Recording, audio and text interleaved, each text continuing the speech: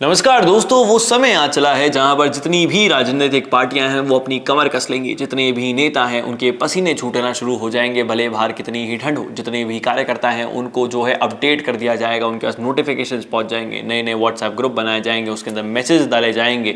In fact printing वाले तो बहुत ज़्यादा खुश हो जाएंगे क्योंकि पोस्टर प्रिंट करने की भरमार आने वाली है, पैम्पलेट्स प्रिंट करने की भरमार आने वाली है। न्यूज़पेपर्स हैं उनके फ्रंट पेज पर आपको राजनेता दिखेंगे, न्यूज़ चैनल्स के अंदर आपको उनके एड्स दिखेंगे। वो अपने झूठे झूठे वादे बोलेंगे, अपने काम गिनाएंगे, क्योंकि दिल्ली के अंदर 5 फरवरी को चुनाव है, 8 फरवरी को उसके नतीजे आने वाले हैं। मेरा नाम है विनम्र कुलवाल और आप देख रहे हैं तर्कवाद।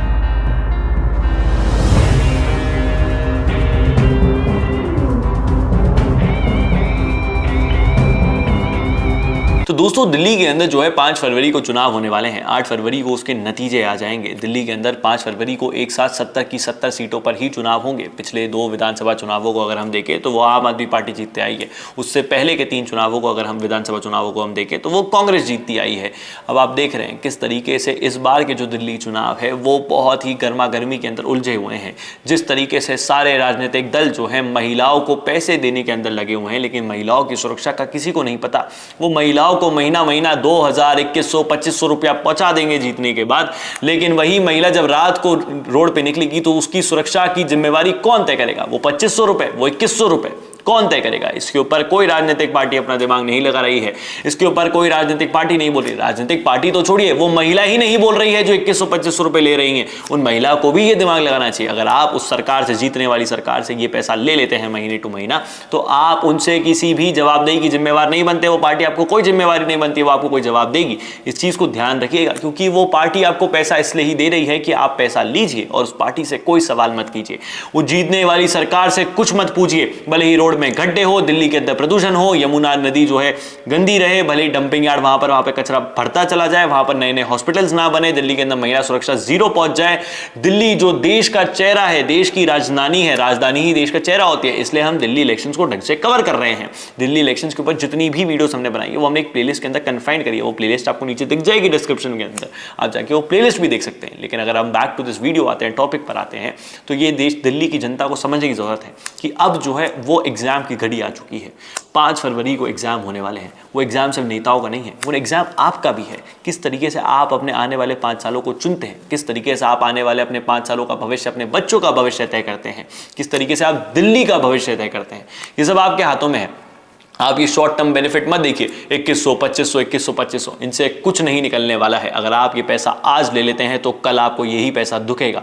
और ये पैसा आ कहां से रहा है? किसी भी राजनीतिक पार्टी या फिर नेता के घर पे कोई पैसे का पेड़ टंगा हुआ है, जहां से वो पैसे तोड़ते हैं, लिफाफे में डालते हैं, आपके घर पहुंचा देते हैं। ये वही पैसा है जो टैक्स के रूप में सरकार को देते हैं।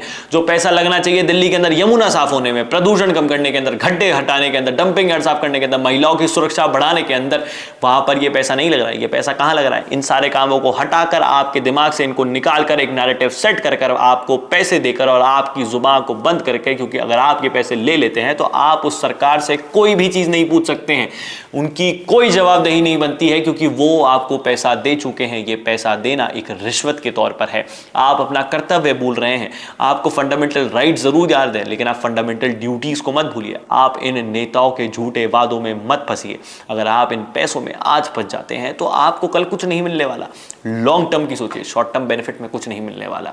इन नेताओं से सवाल पूछिए कि इन 2500 रुपए हमें देने की बजाय यही पैसा अगर आपने दिल्ली के अंदर महिला सुरक्षा के अंदर लगाया होता तो इतनी बहन बेटियों का रेप नहीं हो रहा होता, डोमेस्टिक वायलेंस नहीं हो रहा होता। दिल्ली जो है रेप के इंडेक्स के अंदर टॉप नहीं कर रही होती। इनफैक्ट दिल्ली के अंदर महिलाओं के प्रति जो क्राइम रेट है वो सबसे कम होता। लेकिन इन्होंने ऐसा कुछ काम नहीं किया। इन्होंने सिर्फ नैरेटिव फैलाया है, एक पे एक दारू की बोतलें फ्री दी है और कुछ नहीं करा है। इनफैक्ट जो मौजूदा सरकार है वो तो पता नहीं क्या ही कर रही है। जो सरकार है बनाने की कोशिश कर रही है, भले वो कांग्रेस हो या बीजेपी के नेता तो महिलाओं के ही खिलाफ बोले जा रहे हैं। उनके तो नेता ही समझ नहीं आ रहे वो किस प्रकार है। वो उनको तो मुझे लगता भी नहीं है दिल्ली जीतने का कोई मन भी है। अगर होता तो नुपुर शर्मा को अब तक पहले ही कैंडिडेट लिस्ट के अंदर अनाउंस कर देते, उसी के चेहरे पर जो है आप चुनाव लड़ते, वहां पर आप जो है उनको सीएम फेस बनाते और आप देखिए क्लीन स्वीप पर दिल्ली जीतती। लेकिन उनको पता ही नहीं उनका जो हाला कमान है वो किस तरीके से काम करता है।